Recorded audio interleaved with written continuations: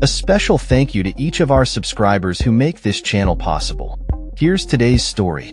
In a significant move that has captured global attention, Norway's $2 trillion sovereign wealth fund, the world's largest, has announced the exclusion of construction equipment manufacturer Caterpillar and 5 Israeli banking groups from its investment portfolio. This decision stems from ethical concerns regarding the use of Caterpillar's bulldozers in the destruction of Palestinian property in Gaza and the West Bank. The fund's independent counsel on ethics stated unequivocally that there is substantial evidence indicating that Caterpillar's products are being utilized in systematic violations of international humanitarian law. The council's report highlights that the machinery has been used by Israeli authorities for the unlawful destruction of Palestinian homes, and Caterpillar has failed to implement measures to prevent such misuse. The Ethical Council's recommendations prompted the fund to take action, marking Caterpillar as the first major U.S. company to be excluded in the ongoing review aimed at ensuring investments do not contribute to violations of international law. The fund had previously excluded over 20 Israeli companies this year alone, but the removal of Caterpillar underscores a growing commitment to ethical investment practices. As deliveries of Caterpillar machinery to Israel are set to resume, the Council expressed concerns over the potential for further violations of individual rights in conflict situations. Caterpillar, known for its iconic yellow and black bulldozers, has been a significant player in the construction equipment industry. As of June 30th, the Norwegian fund held approximately $2.1 billion in shares of the company, making it one of Caterpillar's largest shareholders. The fund's decision to divest from Caterpillar comes amid increasing scrutiny over its investments in companies linked to the Israeli-Palestinian conflict, particularly as tensions in the region escalate.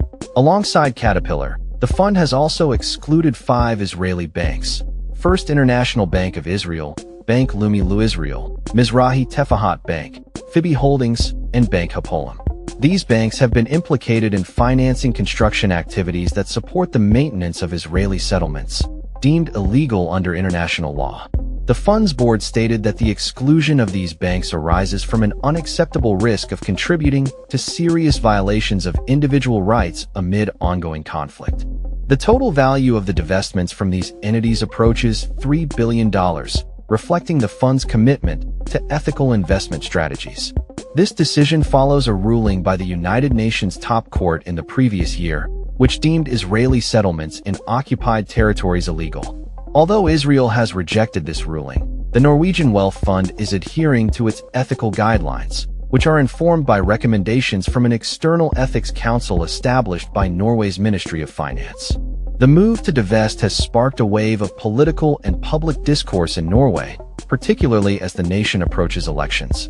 The fund has faced mounting pressure to re-evaluate its investments in companies connected to the conflict, especially in light of Prime Minister Benjamin Netanyahu's intensified military actions in Gaza. The Norwegian public has shown increasing concern over the fund's investments, leading to calls for greater transparency and accountability regarding its financial ties to conflict zones. In recent weeks, the fund also faced criticism for its increased stake in Bet Shemesh Engines, a company linked to the maintenance of Israeli military aircraft. This revelation prompted political leaders, including the Norwegian Prime Minister, to demand a thorough review of all investments associated with the Israeli-Palestinian conflict. The fund's chief executive, Nicolai Tangen, acknowledged the challenges faced by the fund, describing the situation as a crisis that requires immediate attention and action. As the international community continues to scrutinize Israel's actions in the occupied territories, Norway's sovereign wealth fund is navigating a complex landscape of ethical investment, political pressure, and public expectation. The recent divestments signal a clear stance against complicity in human rights violations and reflect a broader trend among investors seeking to align their portfolios with ethical considerations. As the situation in the region remains volatile, the implications of these divestments will likely reverberate through the financial and political spheres for some time to come. That's all for this story. We upload videos every day covering many different subjects, so hit that subscribe button to stay informed. Thanks for watching.